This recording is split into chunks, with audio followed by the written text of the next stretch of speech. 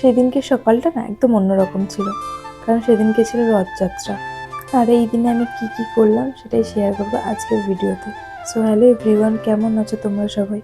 আবার চলে এলাম নতুন একটা মিনি ব্লগ নিয়ে। সেদিনকে ভেবেছিলাম যে ভোরবেলা উঠে সব কাজ করে নেবো, কিন্তু সেটা আর হয়ে ওঠেনি, কারণ আগের দিন খেলা দেখে ঘুমাতে ঘুমাতে 4টে বেজে গেছিলো, তাই আমার উঠতে অনেকটাই লেট হয়ে গেছিলো। তাই আমি আগে তাড়াতাড়ি করে বাসি কাজটা সেরে নিয়ে স্নানটা করে নিলাম। এমনিতেও না অনেকটা লেট হয়ে গেছে, তো আমি পুজোতে বসে বসে প্রায় 11টা বেজে গেছিলো।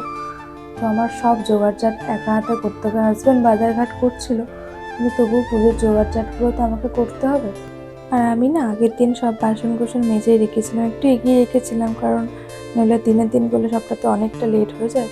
তো আমি এবারে ঠাকুরগুলোকে পরিষ্কার করে নিয়ে তারপরে ঠাকুরের ভোগ রান্না করতে বসবো।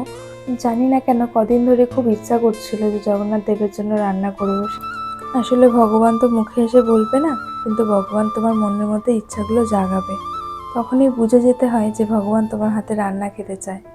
আর তোমার মনেও যদি এই ইচ্ছাটা জেগে থাকে, তাহলে তুমি সত্যি খুব ভাগ্যবান। তোমাদের কার কার এরকম ইচ্ছা জাগে আমাকে একটু জানিও। সেদিন ভোগের শুরুতেই আমি বানিয়ে নিয়েছিলাম ফার্স্টে ছানার পায়েস, যেটা জগন্নাথ দেব প্রচণ্ড ভালোবাসে খেতে। তারপর চাটনি, কণিকা ভোগ। কণিকা ভোগটা আমি আগে কখনো বানাইনি, তবুও ভাবলাম যে না, আমি ভগবানের জন্য এটাই বানাবো, যেহেতু এটা 56 ভোগের মধ্যে একটা ভোগ। তো কণিকা ভোগের সাথে আমি বানিয়েছিলাম একটু পনিরের তরকারি, তারপরে খাজা বানিয়েছিলাম, মালপোয়া বানিয়েছিলাম, লুচি করেছিলাম, সুজি করেছিলাম, পাঁপড় ভেজেছিলাম। যেহেতু 2টো হাত আর একটা ইন্ডাকশান, তো আমার রান্না কমপ্লিট হতে হতে প্রায় 4টে বেজে গেছিলো। আলাদা করে আমি রান্নার ভিডিও একটা দেবো, যেটা সেখানে শুধু ভগবানের জন্য রান্নাগুলো থাকবে, এখানে দেওয়া হয়নি কারণ অনেকটা বড় হয়ে যাবে। তো আমি ভগবানকে ফুল টুল দিয়ে সাজিয়ে ভোগ দিয়ে দিলাম। দেওয়ার পর আমি সন্ধ্যা প্রদীপ জ্বালিয়ে নিলাম। আর এই দেখো আমার হাজব্যান্ড কি সুন্দর একটা আলপনা দিয়েছে, মানে সত্যি ওর আলপনাগুলো দেখলে এত ভালো লাগে, মানে আমি মেয়ে হয়েও পারি না এতটা ভালো আলপনা দিতে।